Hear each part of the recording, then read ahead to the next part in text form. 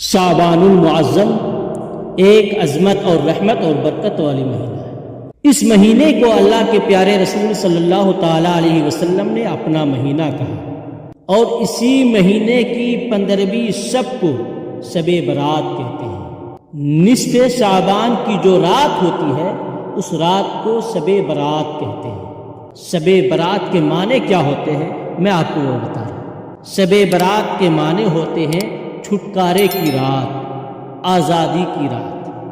اس رات کو کس کو چھٹکارا ملتی ہے؟ اللہ کے پیارے رسول صلی اللہ تعالیٰ علیہ وسلم نے ارشاد فرمایا، بنو قلب کے بھیڑ کے جسم کے اوپر جتنی بال ہے اس بال سے بھی زیادہ اللہ تبارک و تعالیٰ اپنے گنہگار بندوں کی بخشش فرماتا ہے۔ سبحان اللہ۔ جہنم سے آزاد کر کے جنت میں ڈالتا ہے۔